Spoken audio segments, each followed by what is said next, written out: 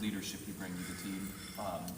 Not starting quarterback or anything like that, but how do you describe what you've done, what you do behind the scenes that that we obviously don't see? Yeah, so I'd say part of it just comes from consistency, being around.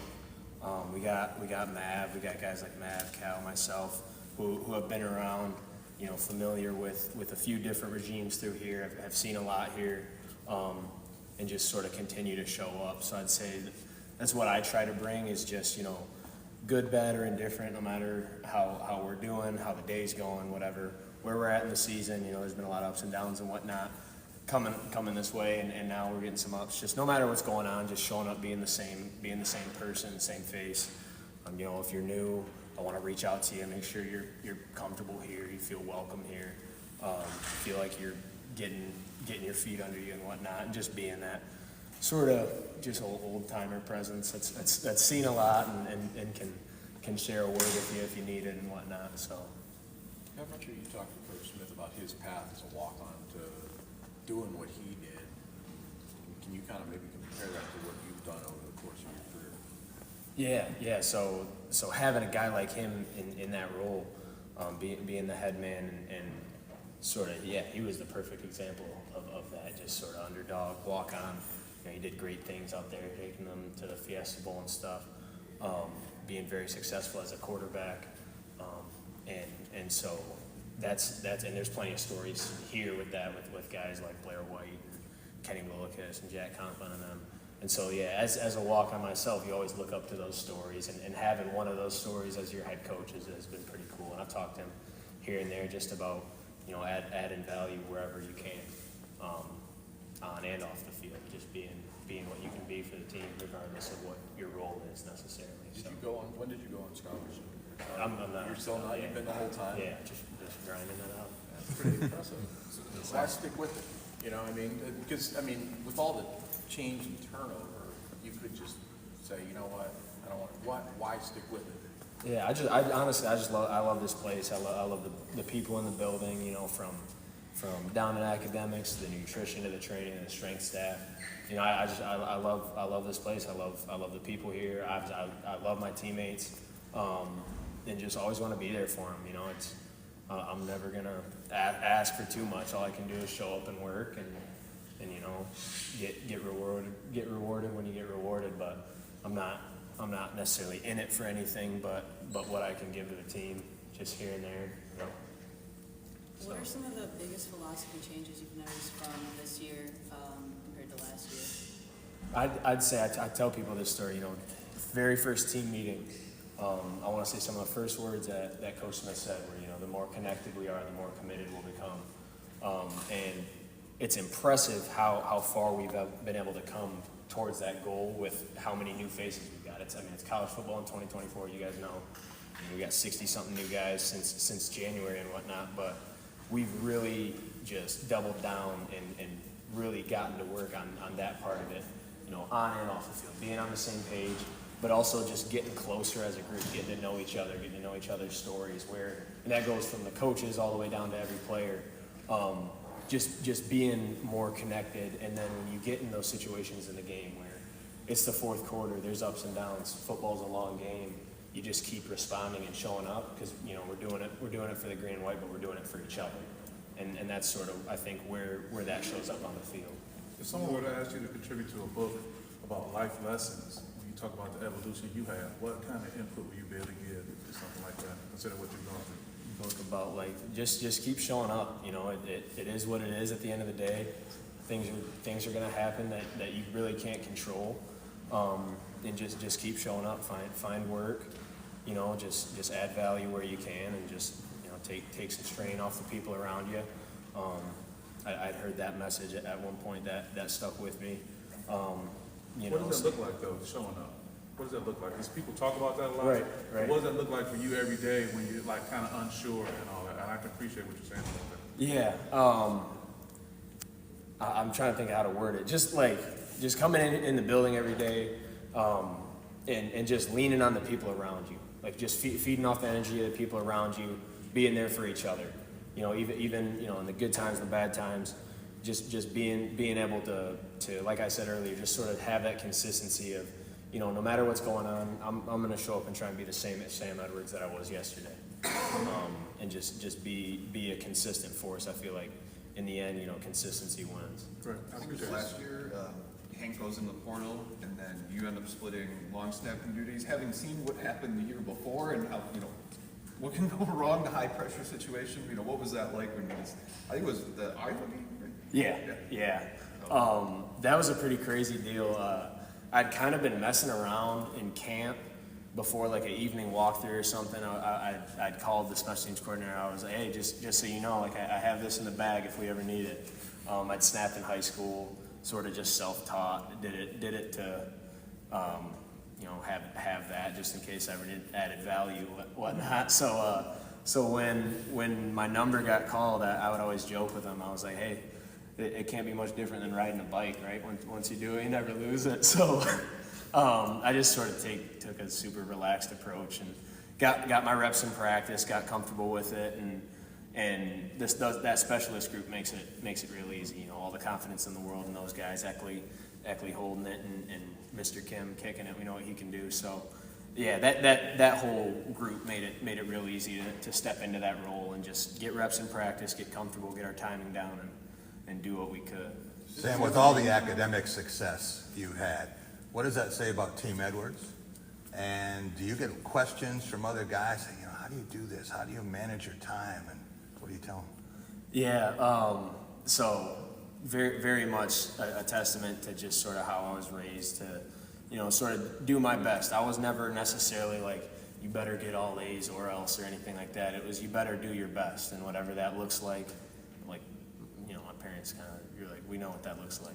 And if it doesn't look like that, then we'll talk. But yeah, just again, honestly, I hate to come back to this too cliche, but showing up. A lot of it is showing up. Develop a relationship with your professor if you need, if that's what the situation calls for. Be able to get with them and say, hey, I need some help here.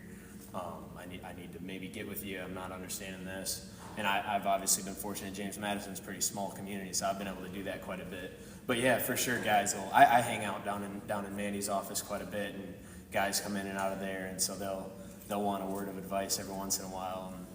And sometimes I'm like, hey man, you're a different major than me. I don't know how much help I can give you there, but I try and be helpful when I can. Just giving some advice on splitting your time up and how to just get it done. So do your teammates look at you as super bright or just a grinder who never quits? I don't know.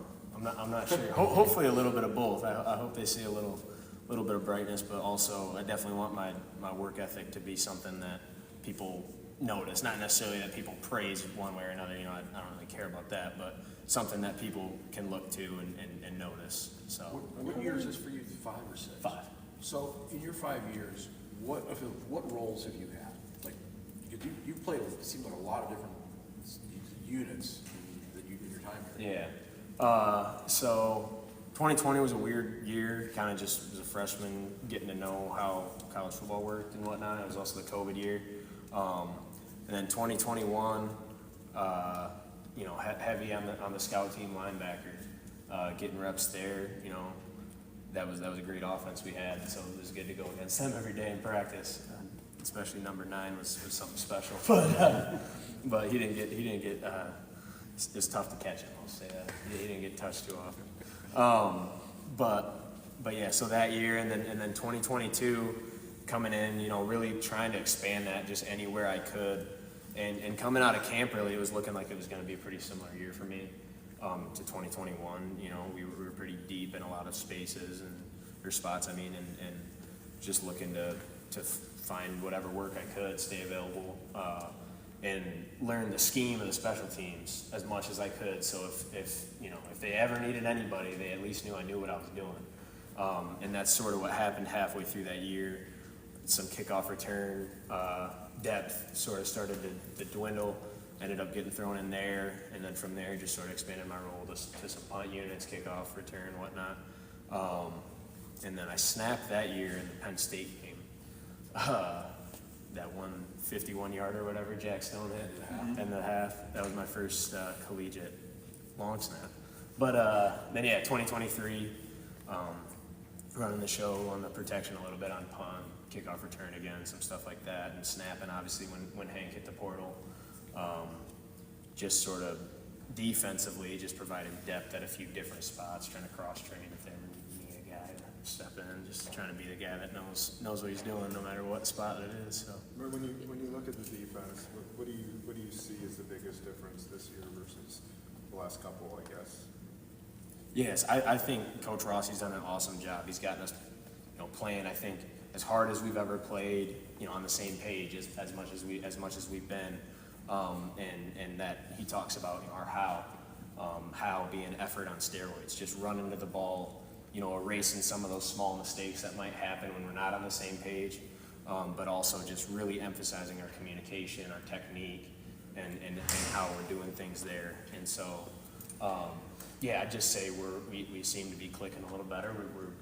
We're still working on it. We're still, like we talked about, racing to improve, work that execution, the details and whatnot, and just always keeping that effort a constant factor, playing hard. Would you say the confidence level is higher? I mean, especially when you see results like you guys did in the fourth quarter of the FAU game in Maryland. I mean, where you're kind of holding the line, Yeah. and giving, kind of keeping things, better for the, even for the offense. Yeah, I'd say certainly the confidence is high in our group and among our group, just in our ability to respond. Like I talked about, it showed up all in spring, all in camp, and it had to show up in the game week one, and it did. And then it's continued to show up. So seeing our ability to respond, seeing how hard we play no matter what the situation is, and confidence sort of comes from that proven performance, the built trust and whatnot. And so I think we've been giving each other every reason to keep believing and keep building confidence in our group for sure. Having grown up in the area and been weathered through all the adversity over the last few seasons, just how much pride do you take in being part of this the start of the new era and hopefully get the program back to where it was? I take a ton of pride. This has been awesome so far. Like I said, still building for what we want to be. But that was part of really my decision to come back for my fifth year. I had weighed a few options of just sort of feeling it out, what the situation was going to be like here, whether or not, maybe look at some grad transfer opportunities to a couple smaller places or something like that. Had crossed my mind, but I mean, the first team meeting with Coach Smith and just learning about him and getting to know him and what he's about as a coach and a person, really, thought to myself, this is something I want to be a part of to get this thing rolling. I think we're doing the right thing here. We're headed in the right direction, and that's meant a lot to me to be able to be a part of the start of that. So you were game day captain against Florida Atlantic season opener. Were you game day captain, or was it Correct. second? Correct. What did that mean to you? That meant the world. Growing up around here, Williamston down the road, going to school, Lansing Catholic, just across the city over there. That meant the world. I mean, I grew up in Michigan State all my life, around the program and whatnot, seeing all the greats come through here. Darquez was back in town for his Hall of Fame. Javon's around the building all the time.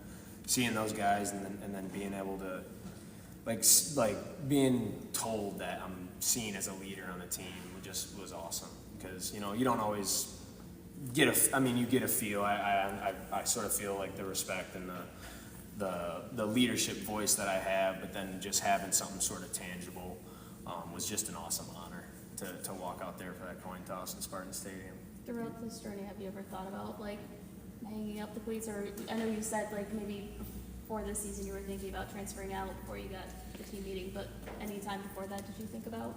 No, not really, to be honest. No, I've always been in it, and even this past year, it was just a sort of a small thought that had crossed my mind, just in case. I mean, you kept an eye on Cade. Yeah, that's my guy. He's obviously progressed. I mean, it's almost similar to what your path could have been had you had left, right? I mean, Right. you kind of. What made your decision better for you at that point? Do you think maybe and Cade's decision best for him? Yeah, I'll say first of all, I'll just shout him out, man. He's been killing it over at Miami, Ohio. He's I didn't see their week 2 stat line. I don't know if they played week 2 or what, but I saw this open with Northwestern. He had over 100. He had over 100 this week. So that's my guy. I love Kate. I still check in with him and stuff. So he's killing it out there. But yeah, for me it was just I don't know. I was deep in. I've always, obviously the academic side means a lot to me as well. I was deep in my program over at James Madison. I was going to finish that regardless. And just being around here, being a part of this was something I never wanted to give up. So stretched it into 5 years. And like I said, being able to be a part of Coach Smith's, new regime and building that up for this program and for this university is it's been awesome. It's been rewarding in itself. And then, the little bits of playing time and getting on the field and being a captain and stuff, that stuff's all icing on the cake for sure. Sam, your future is whatever you want it to be, but when you think about walk-ons, sometimes they become very effective coaches. When you think about Jonathan in that path, could you ever see yourself going down that road, or are we going to be voting for you someday? We'll see. I know what Coach Rossi will answer if you asked him. We've had that conversation a few times. We'll see. What would he say? He'll say I'll be back here sooner than later with a clipboard and a pen. But we'll see. I could definitely see myself, getting into coaching. I've been dabbling a little this summer, helping out Lansing Catholic. My brother's a senior over there, so I provided some input. Their defense been doing all right. But no, I can see myself being a coach. The plan right now is sort of law school and then figure it out from there.